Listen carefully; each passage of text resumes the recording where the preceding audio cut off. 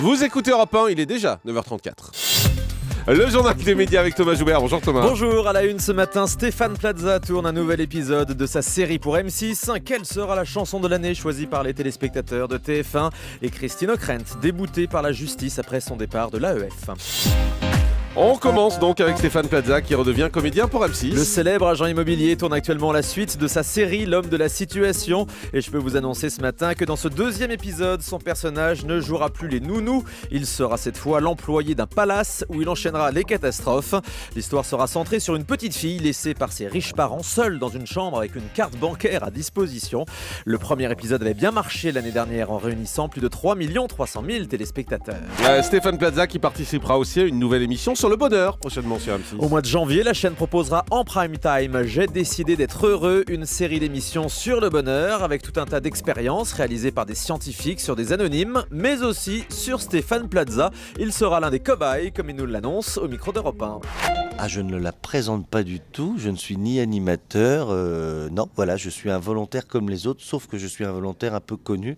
En tout cas, je suis parti assez sceptique si cette science existe sur le bonheur, si on a pu étudier le bonheur, pourquoi on se garde ça pour nous et qu'en France, on ne donne pas les conseils pour être un peu plus souriant, un peu plus détendu. Si on peut donner du bonheur et prendre des conseils, je pense qu'il fallait saisir ça et c'est pour ça que j'ai accepté ça, parce que je partais un peu sceptique et je ne comprenais pas pourquoi. M6 confirme une nouvelle saison de La France, un incroyable talent. L'émission reviendra l'année prochaine pour une 8e saison. Alex Good et Sandrine Cormand l'ont annoncé hier à l'antenne. Pas très étonnant vu que l'émission marche bien cette année.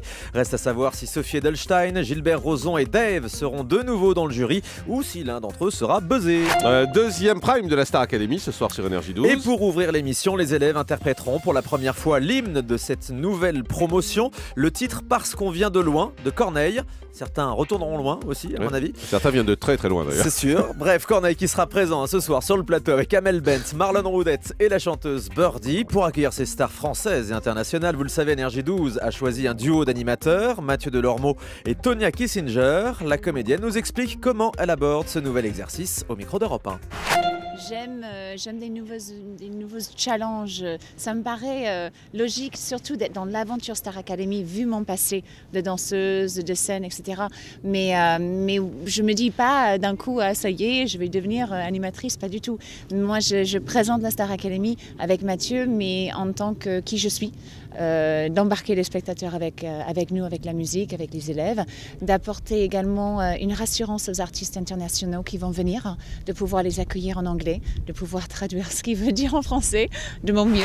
Bah, elle s'en sort pas mal en plus comme présentatrice, je trouve. Plutôt pas mal. Qui remplacera Michel Boyon à la tête du CSA? Le nom de Catherine Trautmann est avancé ce matin par le Figaro. L'ancienne ministre de la Culture et de la Communication du gouvernement Jospin serait pressentie pour diriger le Conseil supérieur de l'audiovisuel à partir de la mi-janvier.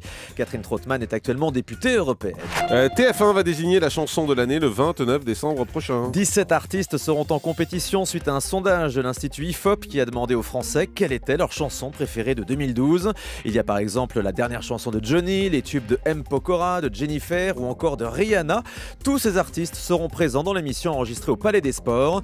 Comme l'année dernière, c'est Nikos Aliagas qui présentera l'émission diffusée entre les fêtes le 29 décembre à 20h50. L'année dernière, on le rappelle, c'est Mickaël Miro qui avait remporté le titre avec sa chanson L'horloge tourne. Réservoir Prod pourrait être vendu l'année prochaine, c'est la société de Jean-Luc Delarue. Nos confrères de Téléops ont contacté l'avocate d'Elisabeth Bost, l'ancienne compagne de Jean-Luc Delarue et maman de Jean, leur fils, héritier direct de l'animateur. L'avocate précise qu'elle n'a pas encore eu accès au compte de Réservoir Prod, mais que la valeur de l'entreprise était très attachée à la personnalité de Jean-Luc Delarue. Selon elle, donc garder cet actif serait contraire aux intérêts de Jean, son fils, à qui revient la direction. Elle conclut qu'une vente en 2013 est donc tout à fait possible compte tenu de l'intérêt du marché.